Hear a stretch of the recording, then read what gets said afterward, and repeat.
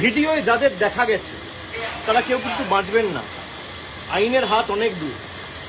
যদি ভাবেন যে বিজেপির নেতারা আমাদের বাঁচাবে, আর যারা তৃণমূলের পার্টি অফিস ভাঙছেন, আমি তাদের বলবো যে অনেক অত্যাচার তো করেছেন তৃণমূল কংগ্রেসের নেতাদের উপর, কর্মীদের উপর। পার্টি অফিস ভাঙা, গুড়িয়ে দেওয়া, যে ধারায় যে আইনে আজকে পার্টি অফিসগুলো ভাঙা হয়েছে না, একই আইনে কিন্তু যখন আবার সরকার পাল্টাবে, বিজেপির একটা পার্টি অফিস বাংলায় থাকবে না। আমি হুঁশিয়ারি দিচ্ছি না, যে আইনে আপনি ভেঙেছেন একই আইন প্রযোজ্য করেই ভাঙা হবে। অভিষেক বন্দ্যোপাধ্যায়ের একটা ছোট্ট বক্তব্য শুনিয়ে আজকে আপনাদের সামনে পর্বটা শুরু করলাম। দেখে কোথাও কেউ আপনাদের বলবে বা আপনারা কোথাও বুঝতে পারছেন যে ইনি সদ্য প্রাক্তন হয়েছেন, এত ঔদ্ধত্য দেখানোর পরেও সাধারণ মানুষের ওপর এইরকম ভাবে অত্যাচার করার পরে সাধারণ মানুষের ক্ষোভ যখন রাস্তায় রাস্তায় উপড়ে পড়ছে, তারপরেও একজন রাজনৈতিক নেতা কিভাবে বক্তব্য রাখছেন, কি প্রসঙ্গে বিষয়ে আপনারা সকলে জানেন। আমি বলবো যে অভিষেক বন্দ্যোপাধ্যায়ের আমতলার 5 তলা পার্টি অফিসের একটা অংশকে অবৈধ নির্মাণের জন্য ভেঙে গুড়িয়ে দেওয়া হয়েছে।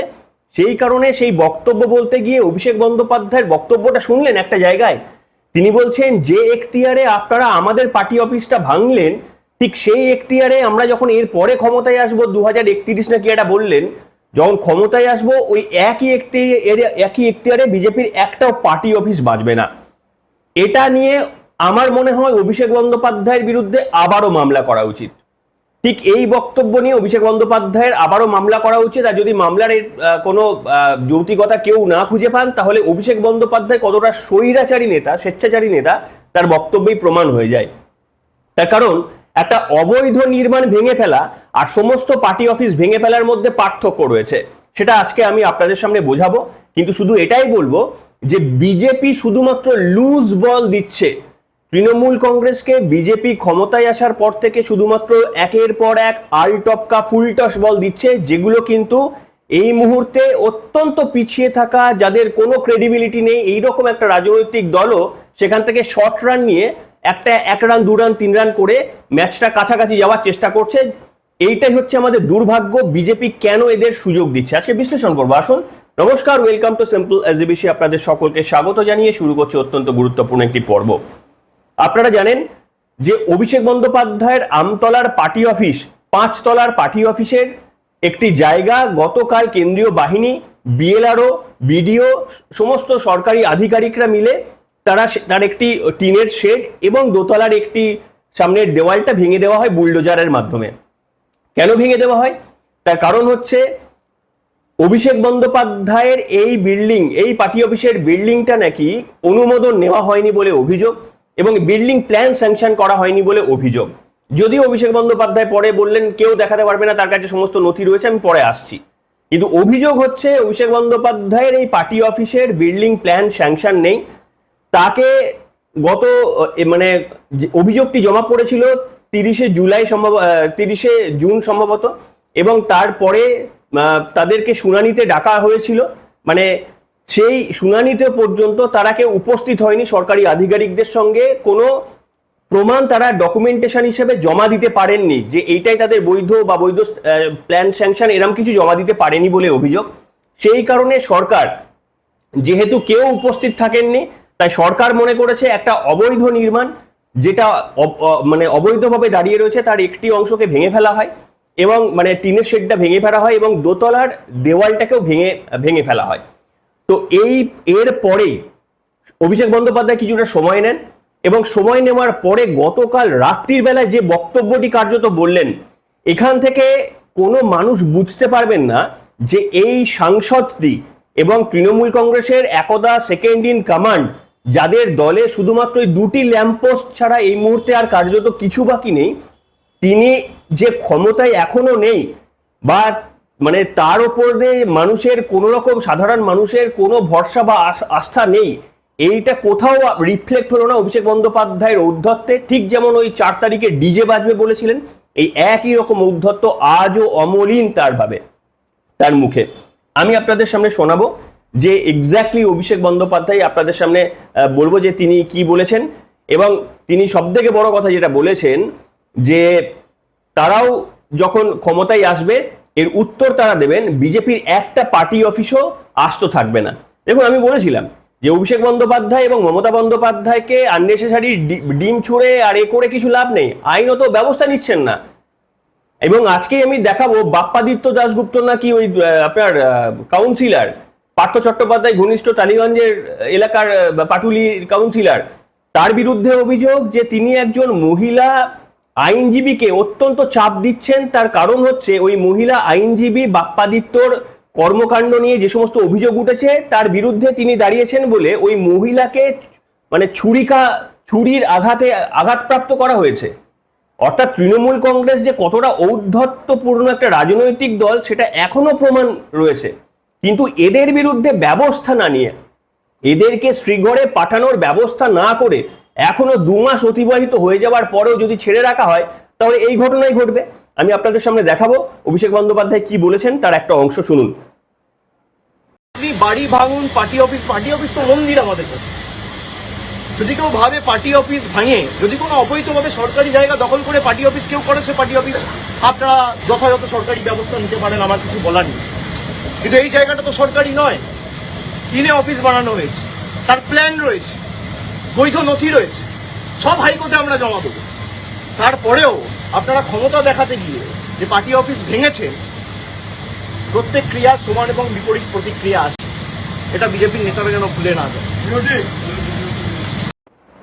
শুনলেন, এটা হচ্ছে অভিষেক বন্দ্যোপাধ্যায়ের বক্তব্য। এবং মানে যেখানে কত বড় ঔদ্ধত্য না থাকলে যে এই কথা বলা যায় না, আমি তার লজিক মানতে, তিনি বলছেন যে তার সবকিছু রেডি রয়েছে, তিনি কোর্টে গিয়ে জমা দেবেন, তিনি ইতিমধ্যেই একটা তিনি সুপ্রিম কোর্ট পর্যন্ত যাবেন। যাদের মুখ দেখা গিয়েছে তারা কেউ বাঁচবেন না, বুঝতে পেরেছেন? একজন রাজনৈতিক নেতা যার ডায়ে বাঁয়ে সামনে পেছনে আগে পেছে কেউ কোনো সমর্থন নেই, সে বলছে যখন আমরা মানে ক্ষমতায় আসবে, আমি অবাক হয়ে যাচ্ছি যে ইনি কি রাজনৈতিকভাবে ইনি কি বোধ বুদ্ধিটা হারিয়েছেন?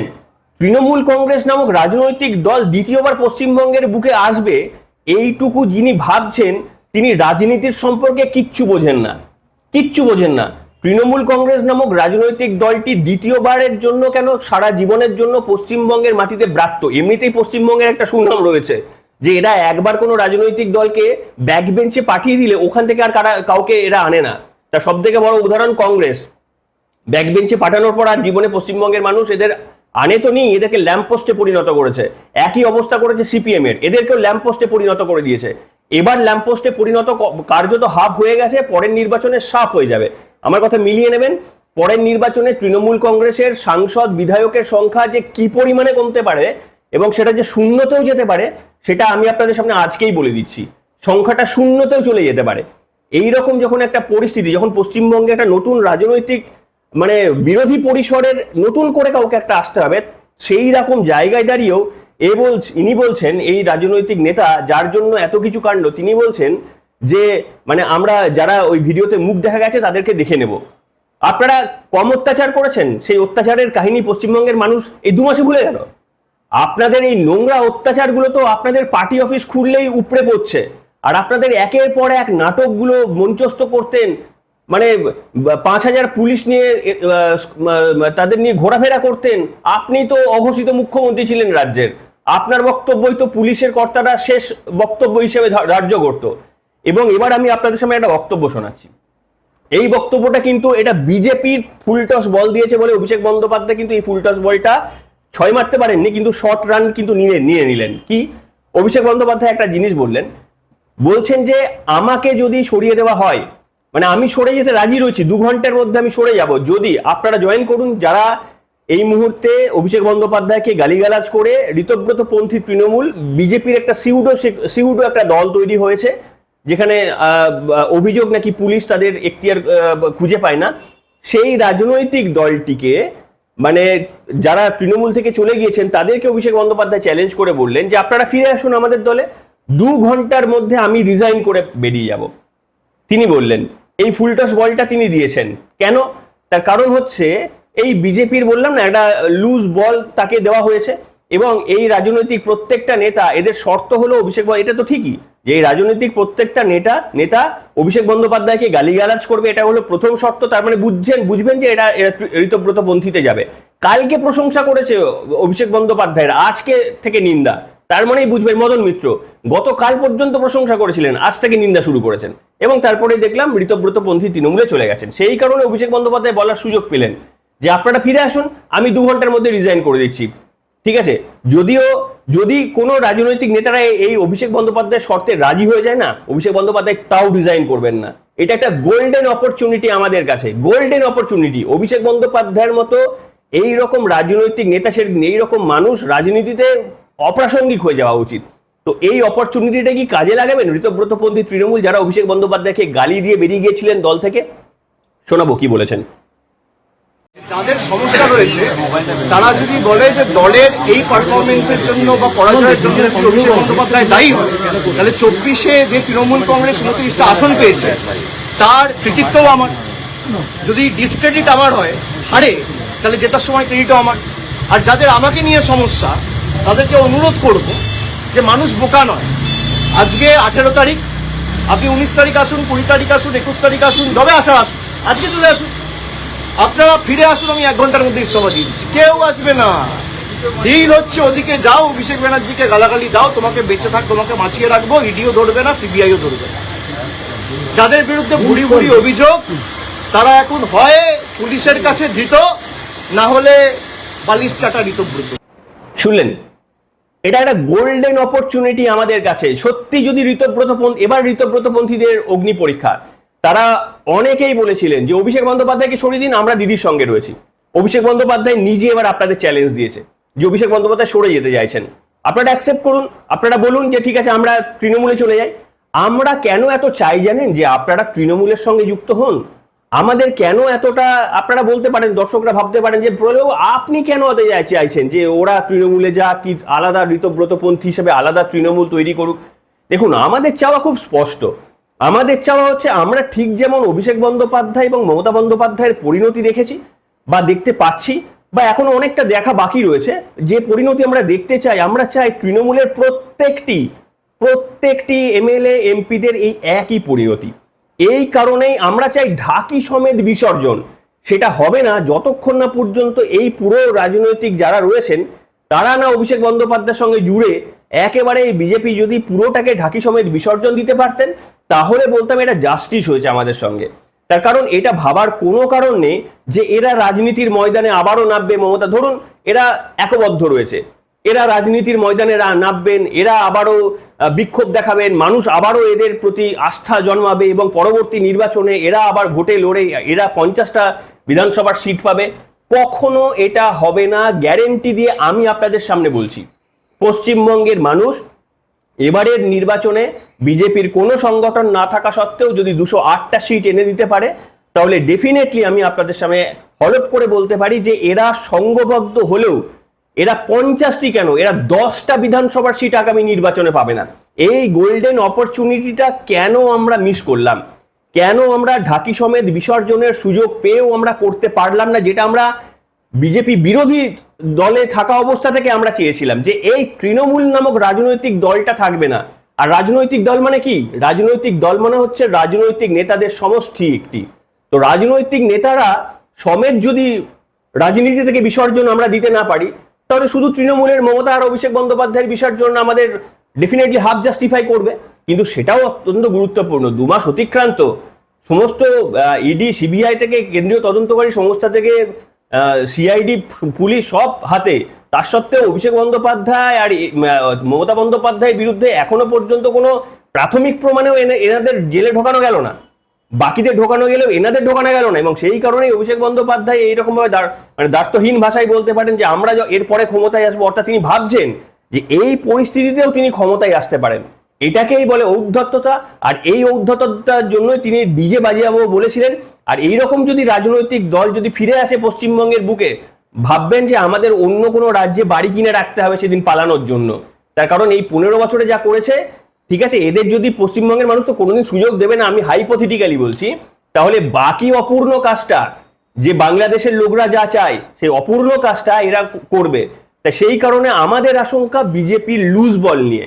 আমাদের আশঙ্কা নেই যে যে মানে এই রাজনৈতিক দলটা ভোটে দাঁড়ালে আবারও জিতে যাবে, মানুষ এদের ভোট দেবে, কখনো সেটা হতে পারে না, কখনো সেটা হবে না। এরা চুরি করে জিততো। যে অভিষেক বন্দ্যোপাধ্যায় 7 লাখে ভোটে জিতেছিলেন, সেই অভিষেক বন্দ্যোপাধ্যায় ফলতার মাটিতে শুধুমাত্র একটা মানে বিধানসভা এলাকায় তিনি 60,000 ভোটে হেরেছেন, মাত্র কয়েক বছরের ব্যবধানে। কাজে এটা থেকে প্রমাণিত যে পুলিশকে ব্যবহার করে এবং ভোটের ছাপ্পা মারা ছাড়া এদের জনসমর্থন অন্তত 10টি বছর আগে এদের কাছ থেকে চলে গিয়েছিল। কিন্তু মানুষের কাছে এরা এমন একটা করে রেখেছিল যে প্রচুর মানুষ এদের সমর্থন করে। আমি আপনাদের সামনে আবারও বলছি, যে কোনো একটা নির্বাচনের জন্য অপেক্ষা করুন। বিজেপি যদি লুজ বল না দেয়, বিজেপি যদি অভিষেক বন্দ্যোপাধ্যায় এবং মমতা বন্দ্যোপাধ্যায়কে আবারও হিরো না করে দেয় ভুল বল দিয়ে, তাহলে এদের অবস্থা অত্যন্ত শোচনীয় হতে চলেছে। আগামী যে কোনো বড় নির্বাচনে আমার কথাটা মিলিয়ে নেবেন জাস্ট। তাই আপনি আবারও সুযোগ আসলো পশ্চিমবঙ্গের মানুষের, অভিষেক বন্দ্যোপাধ্যায়ের স্বরূপটা একবার আমরা দেখলাম কিভাবে ঔদ্ধত্যপূর্ণ কথা তিনি বলছেন, সেটা দেখলাম এখনো যে হ্যাঁ এটা এক্স্যাক্টলি মিলে যায় যখন তিনি ওই ডিজে বাজানোর কথা বলেছিলেন সেই মন্তব্যের সঙ্গে। তার ঔদ্ধত্য এত কিছু হয়ে যাওয়ার পরও এক চুল কমেনি। এবং যে কথা একদিন শুভেন্দু অধিকারী বলতেন, প্রত্যেক ক্রিয়ার সমান ও বিপরীত প্রতিক্রিয়া রয়েছে, সেই বক্তব্যটি হাতিয়ার করে এখন অভিষেক বন্দ্যোপাধ্যায় লড়তে চাইছেন। কিন্তু তিনি ভুলে গেছেন যে মানে মানুষের সমর্থন ছিল মানে শুভেন্দু অধিকারীর সঙ্গে এবং কোনোভাবেই এই মুহূর্তে 15টি বছর শাসন করার পর কোনো মানুষের সমর্থন এই মুহূর্তে তৃণমূলের সঙ্গে থাকবে না। এবং সেই কারণে আগামী যে কোনো নির্বাচনে এর পরিণাম এরা দেখতে পারবে। এই ঔদ্ধত্যের জবাব সাধারণ মানুষ যে কোনো নেক্সট নির্বাচনে এদেরকে আবারও জবাব দেবে। তবে একটাই সাবধান বাণী, বিজেপি যেভাবে লুজ বল খেলছে তাতে করে আবারও এদেরকে অন্তত একটু হলেও স্পেস দেওয়া হয়ে যাচ্ছে। এই আমতলার বিল্ডিংটা যদি সত্যি এদের প্ল্যান না থাকা মানে ভাঙা হয় তাহলে সব ঠিক আছে, কিন্তু কোর্টের কাছে গিয়ে যদি সরকার মুখ থুবড়ে পড়ে তাহলে ডেফিনেটলি আবারও তৃণমূল, এই ভাঙা তৃণমূল বিজেপিকে অন্তত 0.5 গোল দিল। সেটা কিন্তু পশ্চিমবঙ্গবাসীর জন্য বা পশ্চিমবঙ্গের জন্য সুখকর মানে কোনো ঘটনা নয়। তাই বিজেপিকে সতর্কভাবে কিন্তু পদক্ষেপ নিতে হবে। কোনো প্রতিহিংসামূলক পদক্ষেপ নিলে সেটা হিতে বিপরীত হতে পারে। সবাই ভালো থাকবেন, এখন আমাদের এখানেই।